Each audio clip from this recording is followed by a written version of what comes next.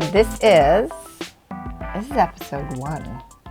Woohoo! Yeah, I'm excited. This is episode 1 of Tea Time. I wish I could tell you this was my idea. It wasn't. That's okay. Well, I'm excited to be here. I'm so excited to hear your story. So your favorite tea Oh yes, I love that tea. is Orange Blossom. Yes. This really is a delicious tea. I'm going to pour this. Yes, hope I please. Thank you. try to pour this real elegant like and not spill it. I am Thank here you. today with Lucy Turkowitz. Thank you. Yeah. And you have such a cool story. I love how your career started in one place and it's like morphed into this beautiful different story. So I'm going to let you just tell your story. Wow. I don't even know from where to start. So I'm going to share with you a little bit of my background. I have a bachelor's in healthcare management, and I graduated from UIC in 2008. I actually worked in the medical field, managing a few family practice clinics. And when I got married, we decided that I should stay home, to take care of my baby. When I saw that, I was like, well, what am I going to do for extra income? Right. Right. We don't make a lot of money staying home taking care of the babies. Yes. Yeah. What am I going to do for extra income? So Yeah. what I decided to do was like, well, maybe I need to do lashes. I always liked the beauty kind of. Right. When did you go? Were you kind of school? Was it here? Yes. Yeah. Yeah. Okay. Yeah. What do you mean by school? Like When you were in aesthetic school? Oh, Were you- yeah, it was here. It was here. that was after. So Okay. Okay, you're right. Healthcare. Sorry. So yes, I was in healthcare. This is almost 6 years ago. Okay. So then I decided to stay home and make a little extra money, and then that's when I became interested in doing the lash business. And Because you've always been interested in like beauty. Beauty. I've like always that. I feel like that story even goes way back. Like I think you told me like when you were a little girl, and watching your mom get ready or something like that. Something sweet. Yes. Well, I've always wanted. I feel like, there's no woman ugly. There's just I like woman that. that is just doesn't know how to enhance their beauty. I like that. So, doing makeup, by doing their makeup before and after, just made me feel like I can transform them. And that gave me a great satisfaction. And then obviously the lashes also do a great job, like transforming your eyes. Huge. So for 2 years, I didn't do not much of the lash business, but 2 years later, when my daughter was diagnosed with autism, it changed my world completely. And I knew then that I wasn't going to go to corporate America anymore, get a job and 8 to 5 kind of job. So I knew then that I needed to I started thinking, what can I do more, make more for my buck, for my time? And Right. Because every time you leave her, that's a sacrifice. yes, So, or I had to take her to therapy and all these things. So long story short, the lash business started from in my living room, went into other places like this other incredible woman that I met. She does microblading. She offered me space in her salon, and then from there I grew. Now that I mastered the lash business, I felt like, okay, what's next? I still feel the drive of like, well, they come in, I fix their lashes, but then they ask me, what about your skin? Your skin looks great, beautiful. But because I'm in the industry, I love taking care of my skin. Right. So I figured, well, why not give them that option too? Right. And then I met this other incredible woman named Tanya, and she was my trainer while I was getting my esthetician license. Right. And it caught my attention of like how great skincare, the world of skincare. Yeah. Oh yeah. And the world of transformation it's a and world of transforming skincare. and transforming just the people itself, like the skin, just bringing their own inner beauty and So what was your first like aha moment when you started to learn? Like you always knew there's a world of like there's skincare products out there and there's skincare, but what was your aha moment? Like, I can do so much more, or what made you want to transfer over? And other than because you okay, so you did Mary Kay, and you're super successful at it. Oh yeah, I mean So obviously you were in skincare already. So what took you over? I'm not satisfied with now, let's say, a home to house kind of skincare business. I want aesthetics in a more clinical way. obviously selling Mary Kay products, you're limited. Right. You're limited. You go door to door, you offer this product, but you're not an esthetician. Right.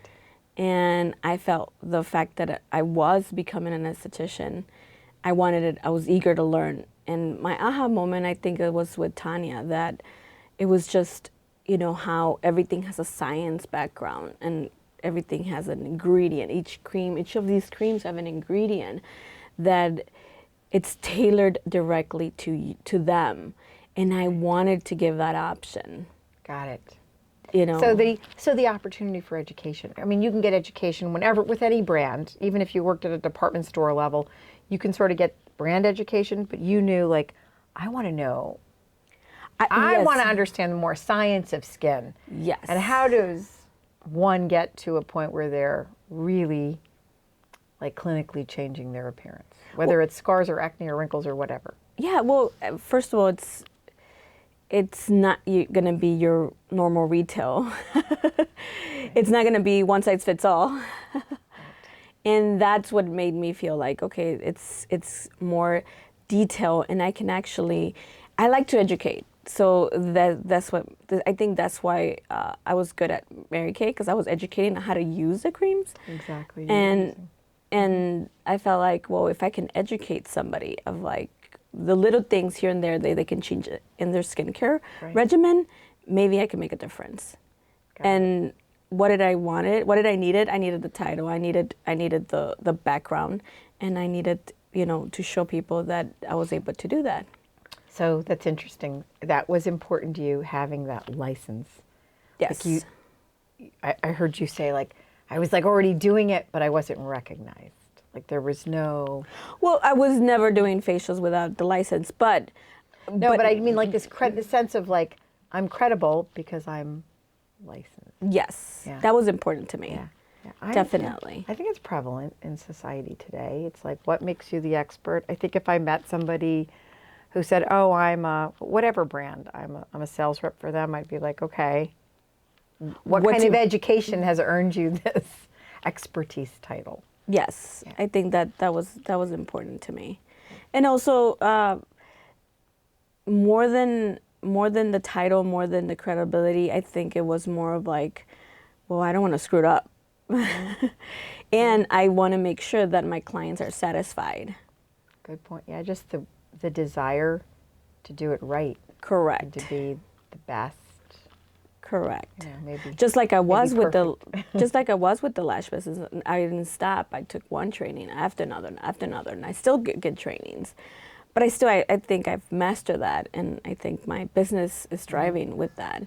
Yeah. But I feel like this is the next step of my career, which I never thought that this was going to be my career. And I only work 8 to 2, which is a school time. Better than school teachers. Perfect. Yeah. How many? I think women are in your position, as was mine. Right. Same story. I was trying to find something I could do and not leave. You know, at the time, babies.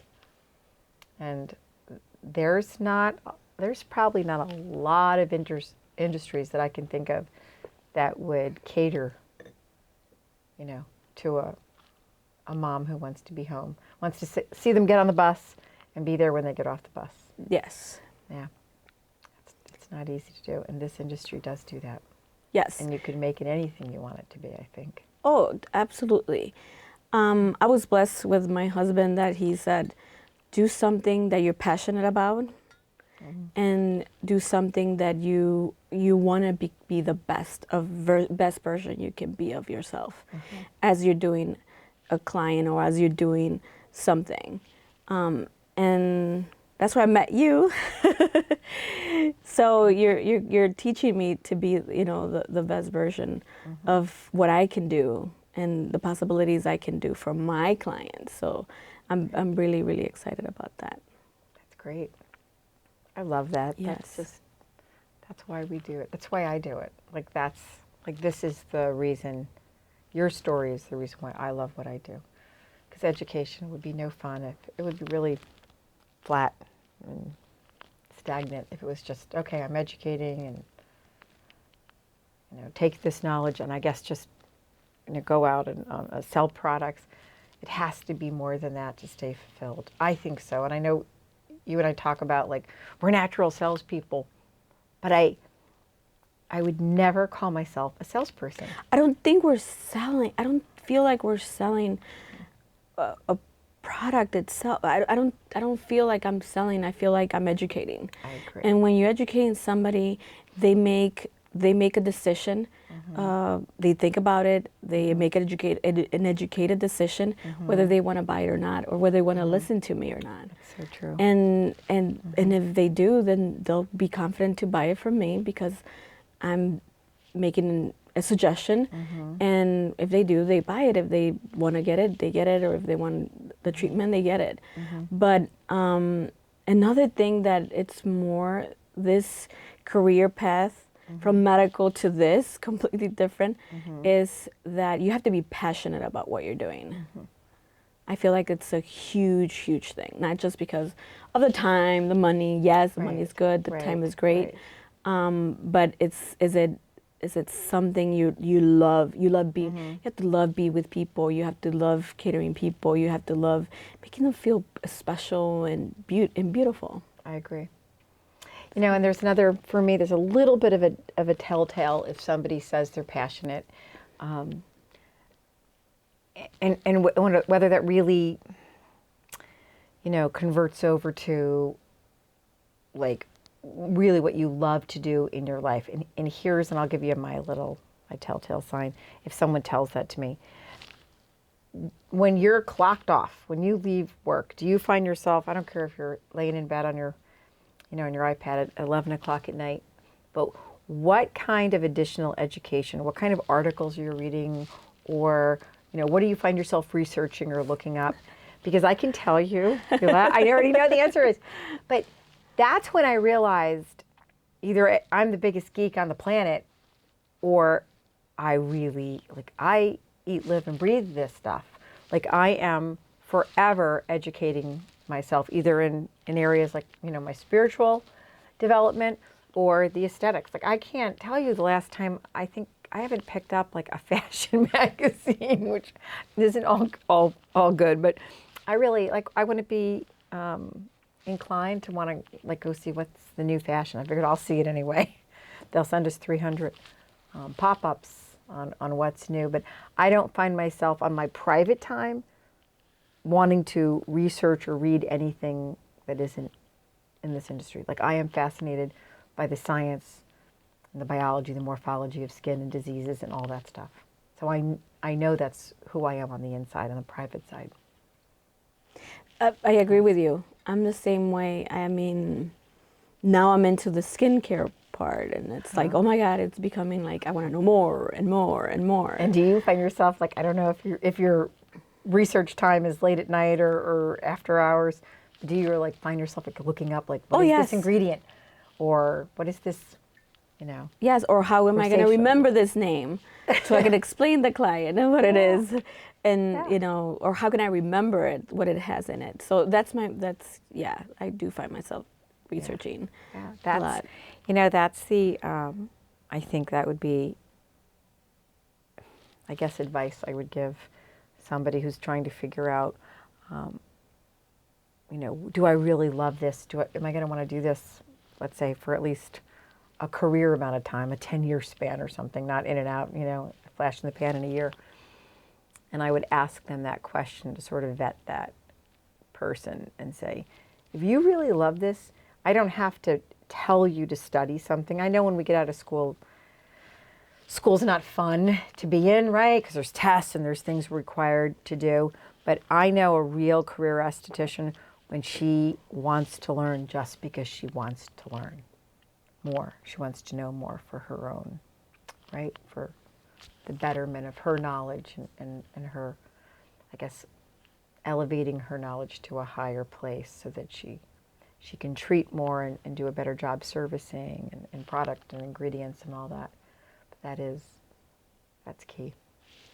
And I feel like this, the world of aesthetics is it always continuing education, always being on the trend. What's new? What's new?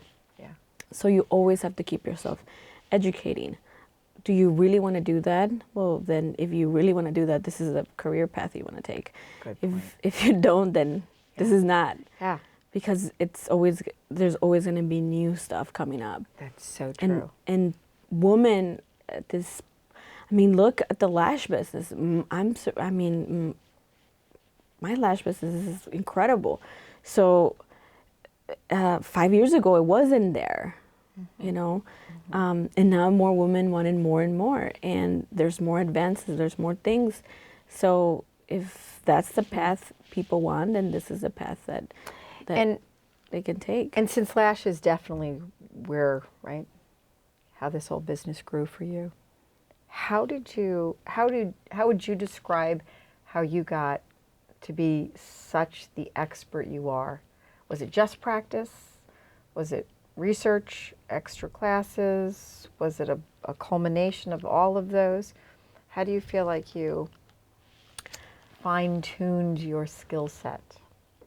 So I had to give a lot of free lash full sets, a lot, which meant a lot of hours. Yeah. And one thing my husband losing money. Yes, one right? thing my husband told me. Sometimes you don't pay. Time is money. So I paid in time. Not so much product.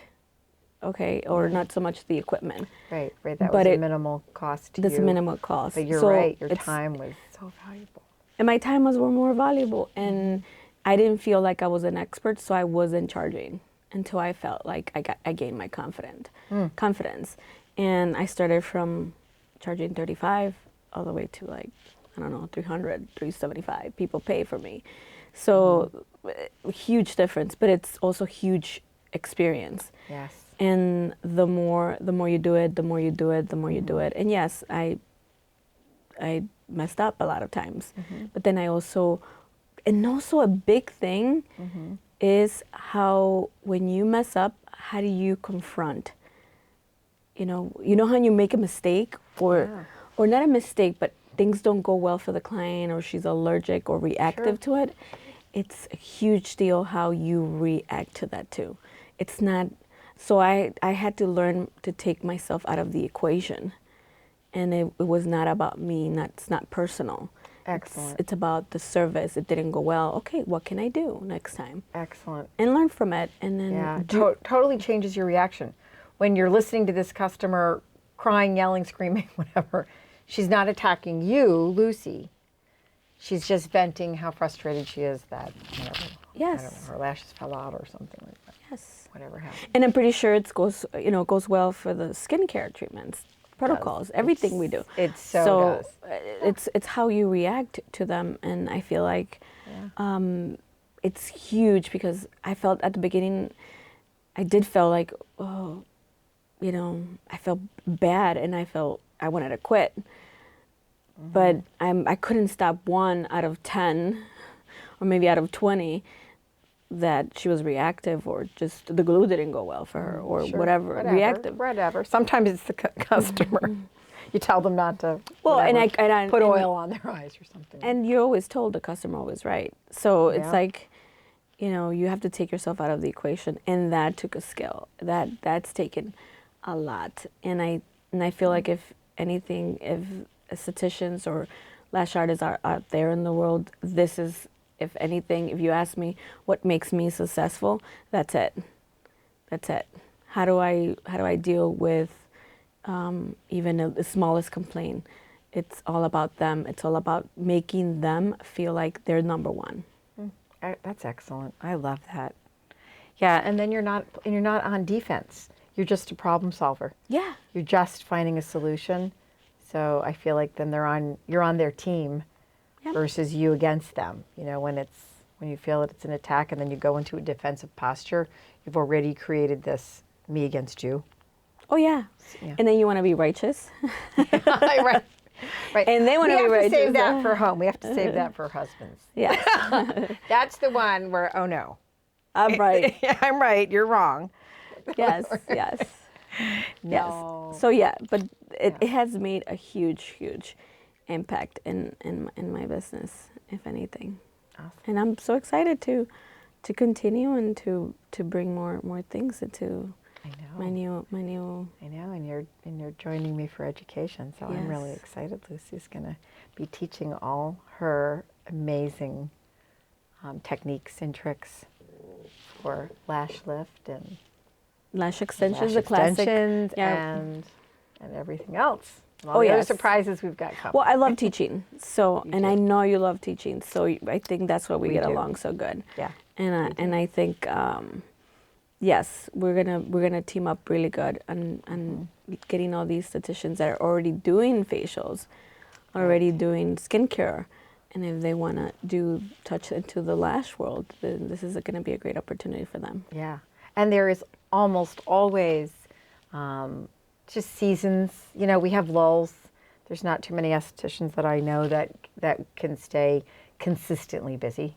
That say, oh, you know, I'm booked 9 to 9, 6 days a week. Not that anybody would work those hours, but every business I know, no matter how successful, you know, has a dip where they're like, oh yeah, I kind of wish there would be another service that would fill in these slower times or days of the week. You know, maybe Tuesday's your slow day or something like that. So that would be a great lash day for an esthetician that wants to break into the industry. And they trust you.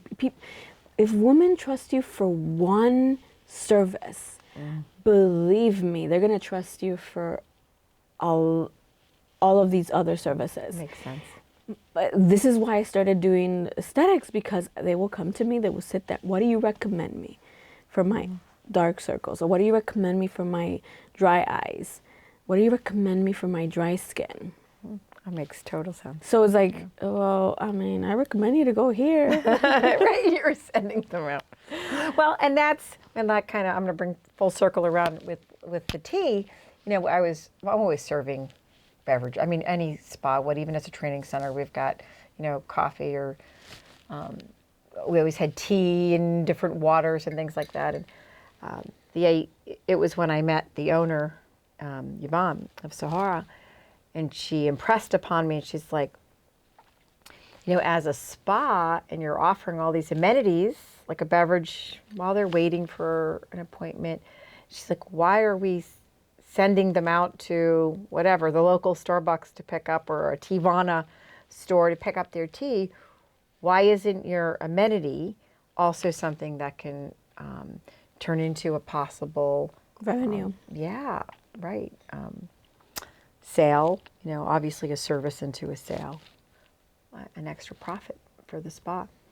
So that's how Sahara just makes so much sense for the spa, especially since this tea is treatment tea. Oh my God, I love it. Right. It's in addition to just loving it, all the tea has a wellness aspect to it, has a health benefit to it. So that's a win-win as well. So. Oh my God, I love it. All right. Well, here's to drinking. Thank you. Enjoying our tea.